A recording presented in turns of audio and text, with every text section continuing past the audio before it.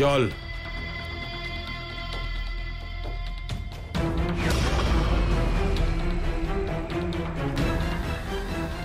মহারানী, ও এখানে কি করছে? ওকে এই মুহূর্তে এখান থেকে চলে যেতে বলো। ওর সাহস হয় কি করে আমার সম্মুখে আসার? কিন্তু মহারাজ, আপনিই তো বললেন যে এই সব কিছু রান্না করেছে তাকে আপনার সামনে আনতে। মহারাজ, আজকের এই সব ভোজন আপনার কন্যা বানিয়েছে। ও আমার কন্যা নয় মহারানী।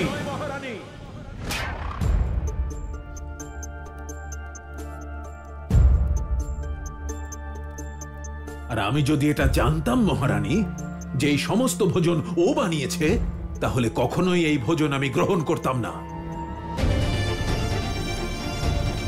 বলে দাও ওকে যে কেবল আমার পুত্রের অনুরোধে আমি ওকে এই মহলে আশ্রয় দিয়েছি। এ কেবল আমার দয়া মহারানী। সেটাকে যেন ও আমার কন্যা হওয়ার অধিকার না ভেবে বসে। ওর জন্য এটাই উচিত হবে যে পড়ে থাকুক এই মহলের কোনো কোনায়, আর কখনো যেন আমার সামনে আসার দুঃসাহস না দেখায়।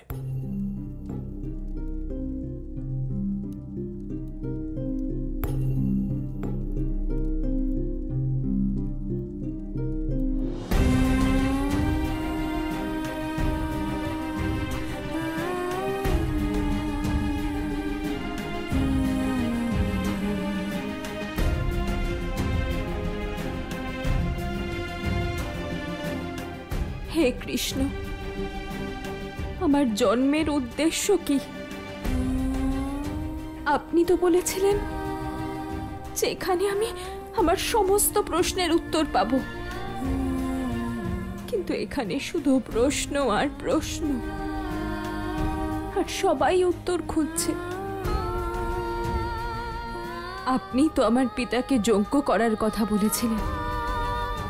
তার অর্থ তো এটাই যে সমস্ত প্রশ্নের উত্তর আপনার কাছেই আছে। আমি আসছি কৃষ্ণ।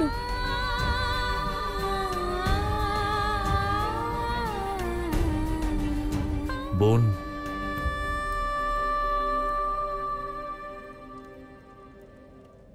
রাখো এটা, রাখো।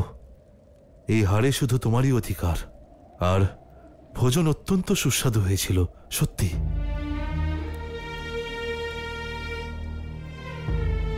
সম্ভবত আমার জীবনে অধিকার বলে কোনো শব্দই নেই দাদা, তাই এই উপহার নেই বা কি করব? অধিকার তখনই শ্রেষ্ঠত্ব লাভ করে যখন তা প্রচেষ্টা দ্বারা অর্জন করা হয়। আর আজ এটা তুমি অর্জন করেছ বোন। এটা তোমার, কেবল তোমার। রাখো এটা। ঠিক আছে দাদা, কিন্তু আমি এটা তখনই ধারণ করব যখন আমাদের পিতা স্বয়ং আমাকে কন্যা রূপে স্বীকার করে নিয়ে নিজের হাতে আমাকে এটা পরিয়ে দেবেন।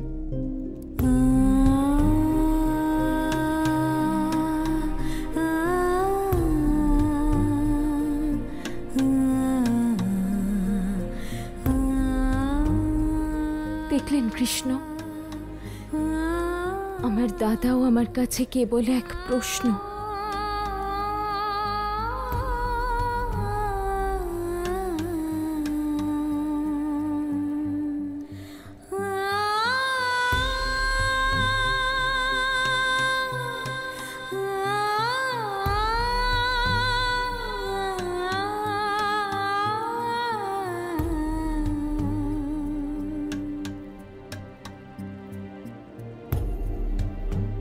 আমার পরিচয় আছে কন্যা।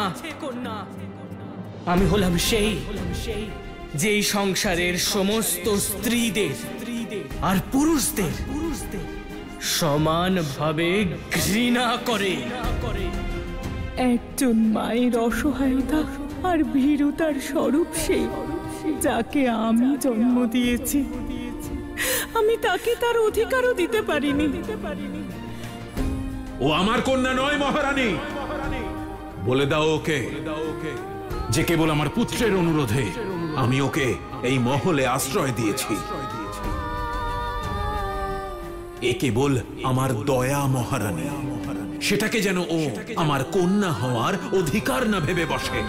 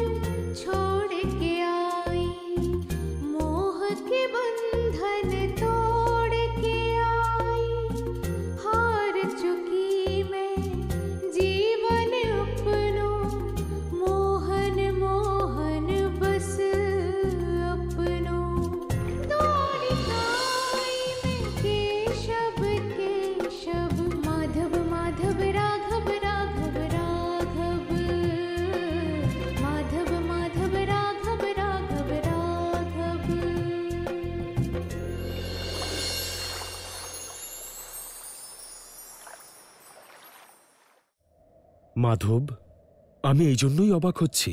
সর্বদা প্রশ্নের সম্ভার নিয়ে দ্রৌপদীকে দেখেছি আমি, কিন্তু কোনোদিনও এটা বুঝতেও পারিনি যে ওনার জীবনের শুরুটা কত দুঃখে কষ্টে জর্জরিত ছিল। হ্যাঁ পার্থ, এই মহাভারতের ভূমিকা হতে চলা দ্রৌপদীকে কেবল সেই বুঝতে পারে যে তার কষ্ট এবং বঞ্চনার সাক্ষী হয়েছে। ওনার দুঃখ কষ্টের সাক্ষী তো আমি হতে পারিনি মাধব, কিন্তু অনুভব করতে পারছি কত অপমান সহ্য করতে হয়েছে, কতটা আহত হয়েছেন উনি। এটা সত্য পার্থ, আহত হয়েছে আর অনেক কষ্ট সহ্য করতে হয়েছে, কিন্তু পার্থ দ্রৌপদীকে তার মূল্য তো দিতেই হতো। কিসের মূল্য মাধব? পার্থ, যখন কোনো ব্যক্তি যুগ পরিবর্তনের কারণ হয় তখন তাকে কষ্ট তো করতেই হয়। এই কষ্টই দ্রৌপদীর যন্ত্রণার কারণ হয়েছিল। কিন্তু মাধব, এত দুঃখ কষ্ট সহ্য করার কারণ কি বলতো পার্থ? এক সাধারণ শিলা মূর্তিতে কিভাবে রূপান্তরিত হয়? যখন একজন শিল্পী সেটার উপর প্রহার করে করে সেটাকে একটা নতুন রূপ দেয়। সেইভাবেই পার্থ, যখন কোনো ব্যক্তি সংসারে যুগে পরিবর্তন আনার চেষ্টা করে তখন প্রথমে নিজে কষ্ট সহ্য করে তাকে নিজেকে পরিবর্তন করতে হয়। সময় এসে গিয়েছিল পার্থ দ্রৌপদীর নিজের পুরনো ব্যক্তিত্ব ত্যাগ করে নতুন ব্যক্তিত্ব ধারণ করার। আর এ ছিল সূচনা সেই দ্রৌপদীর যে আমার সখী হয়ে এই মহাভারতকে তার নিয়তিতে পৌঁছতে চলেছিল। তাই তার প্রথম লক্ষ্য ছিল নিজের নতুন ব্যক্তিত্ব খুঁজে পাওয়া।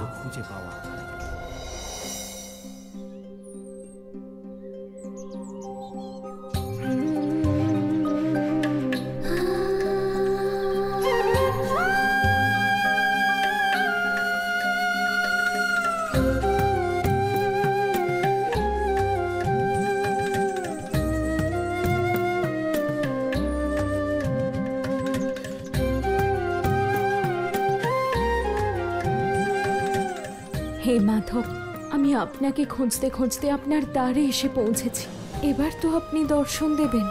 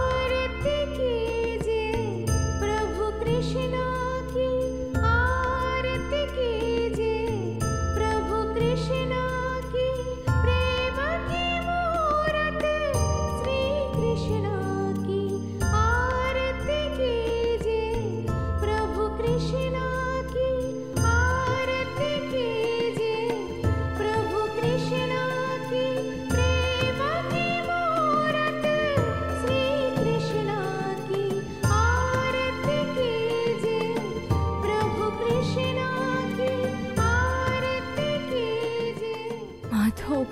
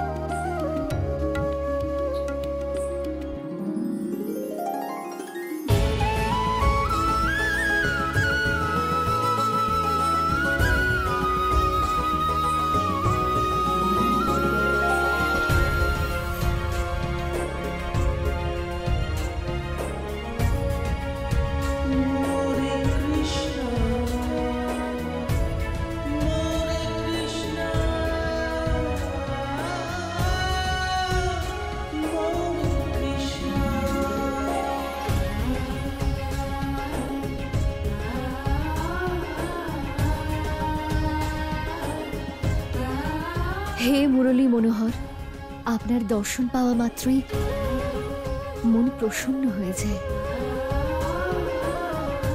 আপনার জন্য আমি 56 ভোগ প্রস্তুত করেছি মাধব।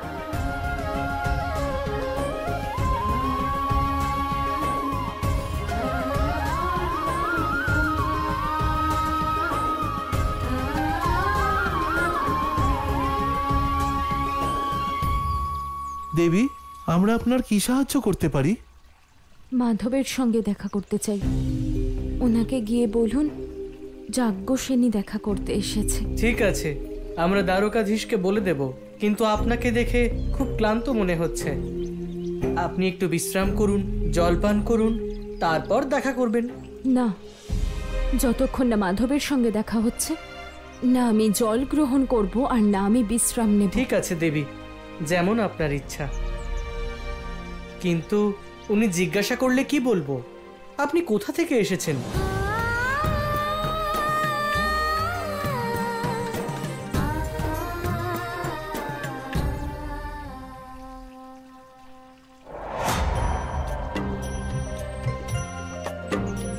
এই সকল কিছু আপনার অতি প্রিয়, আমি নিজে প্রস্তুত করেছি। কৃপা করে গ্রহণ করুন। প্রভু,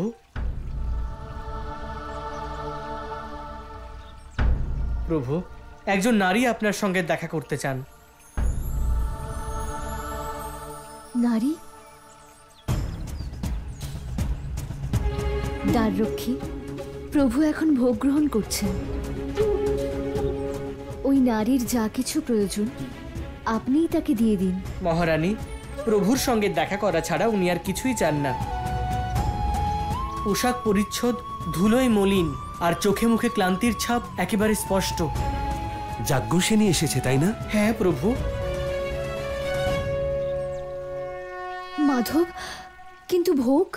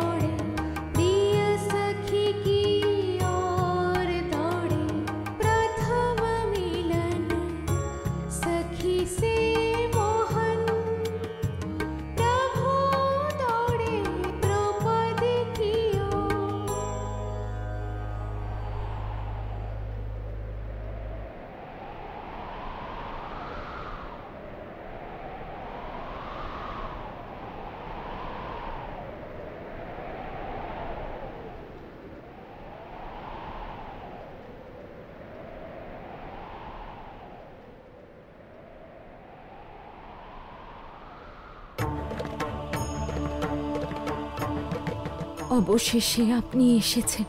আমাকে তো আসতেই হতো। দ্বারকায় তোমাকে স্বাগত।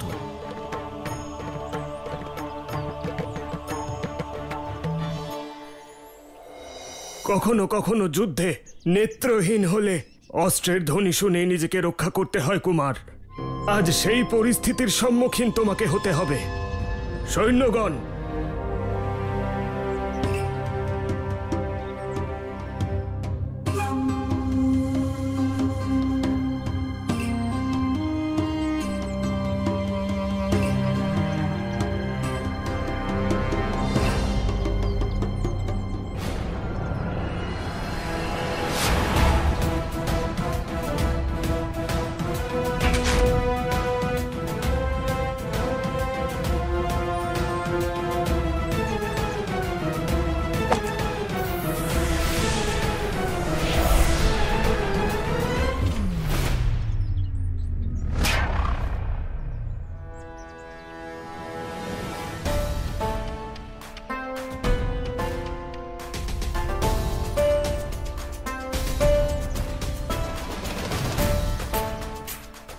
পুত্র, যদি এই বাণ দ্রোণ নিক্ষেপ করত তাহলে এতক্ষণে তোমার মস্তক দু টুকরো হয়ে যেত।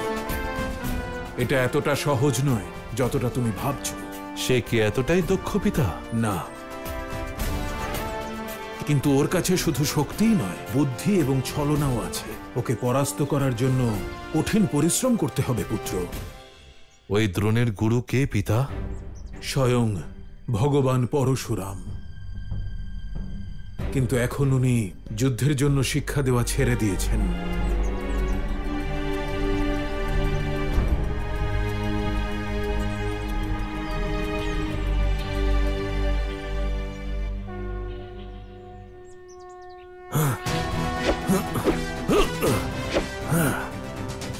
প্রভু পরশুরাম,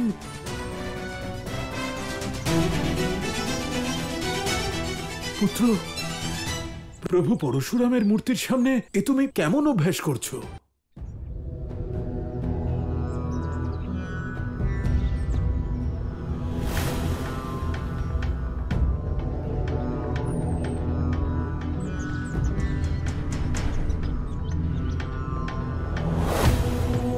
সেটাই যেটা নিষাদ রাজ হিরণ্যধনুর পুত্র একলব্য করেছিল পিতা। আমি শুনেছি যখন দ্রোণাচার্য তাকে শিক্ষাদান করতে সম্মত হননি, তখন একলব্য তার মূর্তি তৈরি করে তার সামনে কঠিন অভ্যাস করেছিল। আর এটা প্রমাণ করে যে সে অর্জুনের থেকেও বড় ধনুর্ধর। সেই জন্য আমি দ্রোণেরও গুরু ভগবান পরশুরামকে নিজের গুরু মনে করে অভ্যাস করছি। পুত্র, আমি তোমার এই অভ্যাসে অতি প্রসন্ন হয়েছি।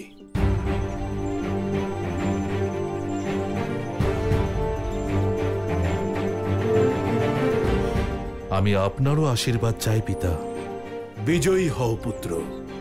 আমি আপনাকে কথা দিচ্ছি যে আজকের পর আমি আপনার সব আজ্ঞা ততটাই কঠোরভাবে পালন করব যেভাবে আমার গুরু ভগবান পরশুরাম তাঁর পিতা ঋষি যমদগ্নির আজ্ঞা পালন করতেন।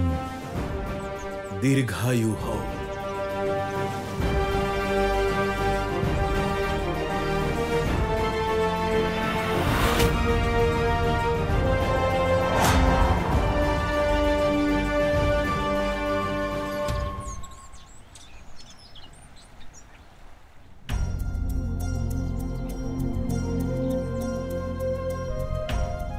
এসো যাজ্ঞসেনী।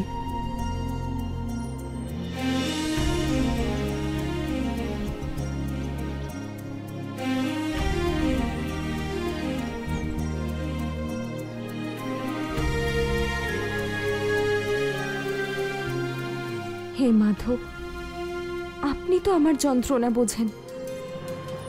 আমার প্রশ্নের উত্তর দিন, আমার মনকে শান্ত করুন। প্রত্যেক কাজের একটি সঠিক সময় থাকে, আর এখন বিশ্রামের সময়। মন অশান্ত হলে শরীর কি করে বিশ্রাম নেবে?